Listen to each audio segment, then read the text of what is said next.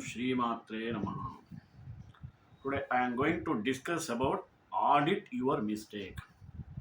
Let us see in detail before that prayer.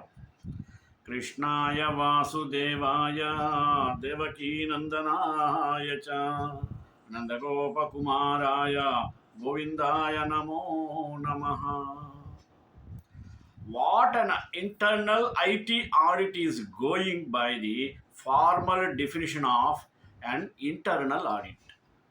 It is one in which the IT audit is carried out by auditors who are themselves a part of the organization where the audit is taking place. In this case, the auditors are liable to report their findings to the management of the company. This is in contrast to external audits, in which the auditing is carried out by external agents such as government agencies in order to determine compliance with rules and regulations. External auditors are in no way beholden to the company management. Successfully conducting an internal audit is a proven way of making sure that your organization is protected against data breaches and other IT security threats that may severely damage your organization. How? Both in financial as well as reputability terms. Is it not? Security audit surely need a lot of source resources and time to complete. Yet they are absolutely necessary to the well-being of your IT infrastructure. An internal security audit can play a critical role in improving the security of the organization and can also provide actionable insight that contributes towards improving the company defenses. So now that you have a clear idea about what an internal audit is, let us find out some simple steps in which one can be easily carried out. Let us go for the 5-step guideline to performing an internal audit. Internal audits can be tricky to implement the right way. However, by sticking to the 5-step guideline mentioned below, you can easily ensure that your audit takes the right route to success. Let us see first. Scope out your audit. The very first step that you should follow while carrying out an internal audit is, with the help of your team, make a clear in inventory of all your digital assets. This should range from physical devices such as computers and networking equipment to intangible assets such as software and digital data. Once you have successfully completed taking stock of your digital assets, you now need to define the scope of your audit. Certainly, the first mistake you can make here is to try and include every asset for your audit. Nothing could be more wrong. While performing the audit, it is not expected that you can cover all aspects of your IT infrastructure. The scope of your audit should be determined by the final goals that you wish to achieve through the audit process. Once you have your goals established, you can easily define which parts of your infrastructure you need to include in the audit and which parts you should leave for a subsequent audit. This is the first step. Now we are coming for second step is called perform a threat analysis. How it is? Let us go. Once you have scoped out your assets, now it is time to match them with any potential risk factors that may seek to harm them. This can range from cyber attacks such as ransomware to physical hazards such as a fire or a natural disaster.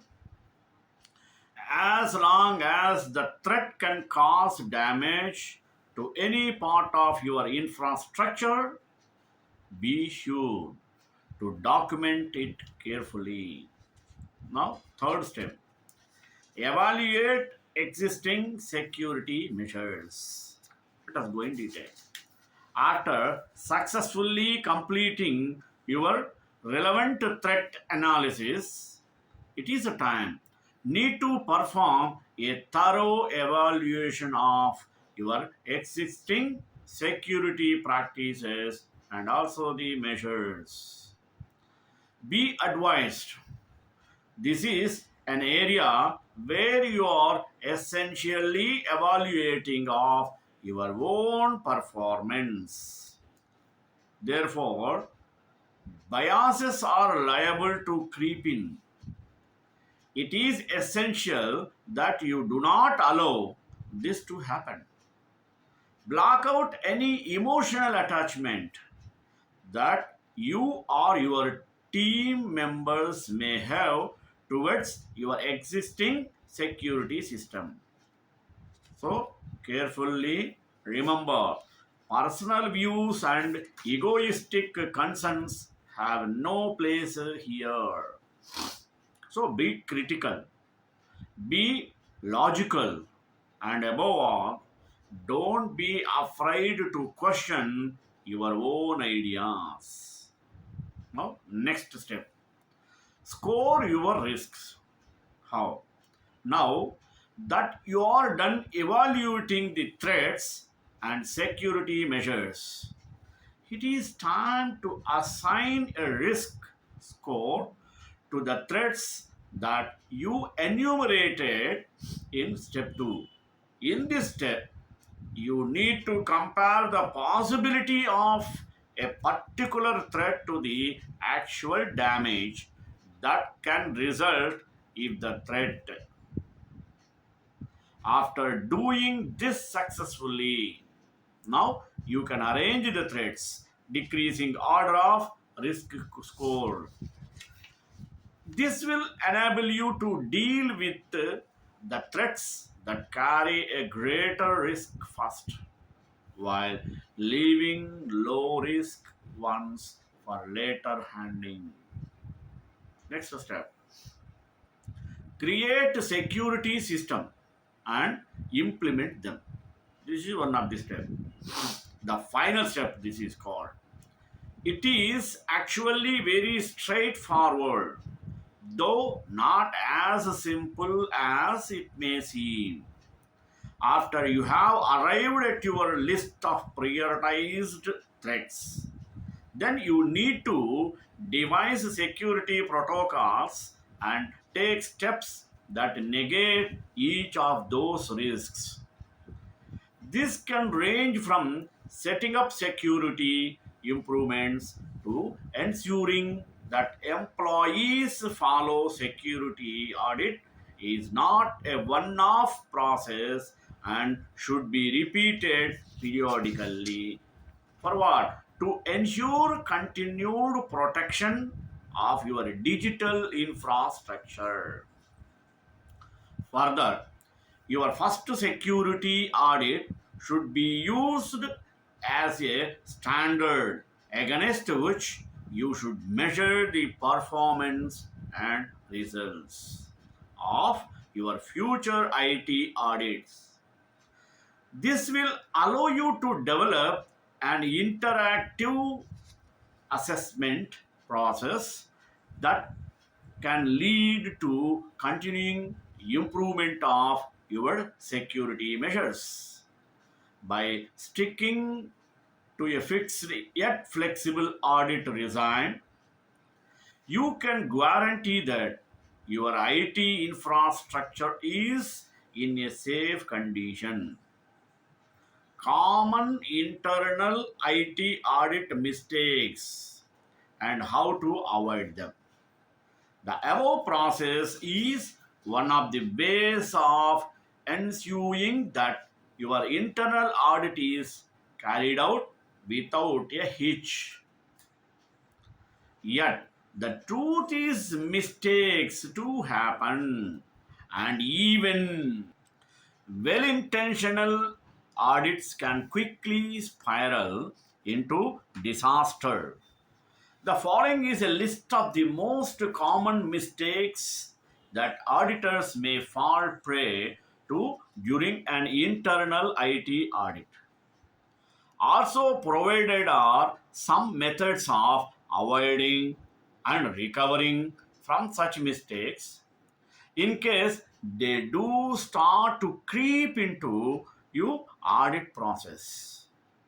Another, getting overwhelmed by complexity. This is one of the clear steps to be taken. Audit regulations and compliance rules are often complex and require a deep professional understanding of the process that can only come from extensive experience. Often, this is exactly where organizations tend to trip. IT being the vast field that it is, most organizations face problems regarding which method to adopt for beginning their internal audit. Many organizations even have problems deciding from which part of the system they should actually begin their audit process. Getting confused and overwhelmed by the complexity of audit ahead of you is one of the greatest missteps that you can make. So, if you feel you are being flooded by contradictory views and opinions, it's best to hire professional help to make the process easier for you. Experienced professionals who are well equipped to carry out such audits can be lifesaver for your organization. Lack of an asset database. Another deadly mistake that organizations are often plagued by it's the lack of well documented asset list. So remember the first step in our 5-step process to entry out an internal audit. It involved creating an inventory of all your IT assets. In small organizations, this may be easier to implement as a number of digital devices and associated articles are limited in number. But for an organization of significant scope, accomplishing this task can well become something of Herculean task. Taking stock of all digital assets of an organization is by no means a simple task that can be completed at the drop of a hat. However, for obtaining the best results from your IT audit, you need to have a systematic process of documenting, identifying, and tracking your entire IT infrastructure. Is it clear? The best way To do this is to maintain a database of all your IT assets from the very inception of your organization. This way, you can keep on adding new items and removing old ones as and when they enter or leave your infrastructure. This way, you stand to create a dynamic, updated inventory that guarantees that all your digital assets are adequately and systematically documented. So the next time you need to face an internal audit, you will be a step ahead. Now, inadequate staff training. What is the purpose? What is the use of this? As mentioned in the very definition, an internal audit is usually carried out by auditors who are employed in your organization. This means that you are responsible for the training of the auditors. However, many organizations overlook this very important aspect. Unless your internal auditors are adequately acquainted with the latest industry trends, tools, and practices, they will certainly not be able to carry out the audit process to their full capacity. This will ultimately lead to an audit that is done in slipshod manner, which is bound to give less than ideal results. To ensure that your staff is properly trained, consider investing and in training. Yes, the upfront cost may be a bit high, but it pays off in the long run by improving the quality of their work and giving you stellar results from your internal audit. Now, let us go for another way of auditing through one of the tool that is called self-serving biases. Let us find out what is this. We have already mentioned this point before, but seeing as it's one of the most common pitfalls that many auditors fall in, we deem it prudent to stress it again.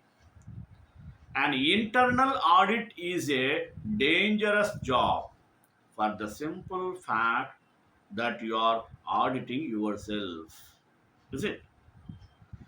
This can open the doors to multiple biases and inherent slip ups. As the auditors and authority, they will be reporting to or internal to the organization. There can be a temptation to gloss your small inefficiencies or overlook certain mistakes.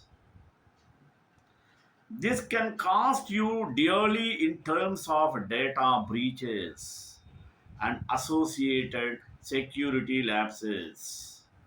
The very essence of auditing yourself means that the auditors must be extra careful in their assessment of your internal systems. And just in case you feel that your auditors can't carry out the task in an entirely unbiased manner, consider having external help to aid you in the audit process. Self serving biases can be serious roadblocks on the path to a successful audit process. Self serving biases can be serious towards getting the risk factors also. So, you make sure that you do not fall into such a type of trap. Now, lack of a proper audit plan. Planning is one of the essential steps to achieving the perfect results from any kind of task. Without the proper plan, a job is bound to become botched due to improper execution. The same is the case with the internal audit also. Without a proper auditing plan, auditor can scarcely hope to get the proper insights from their audit. Yet, this is what many inexperienced auditors tend to do. Getting started on the audit without a proper plan would essentially be the same as going on a road trip without a map. I think you might have understood clearly. Lack of a proper audit plan can lead the auditors astray and waste valuable time, money, and company resources that go into the audit. Therefore, it is of vital importance that you have a proper plan in place for your internal audit. Be advised that there is no one size fits all approach here. Every organization, and for that matter, every audit has distinct needs and goals. Be sure to frame your audit plan in line with your organizational goals and infrastructural requirements.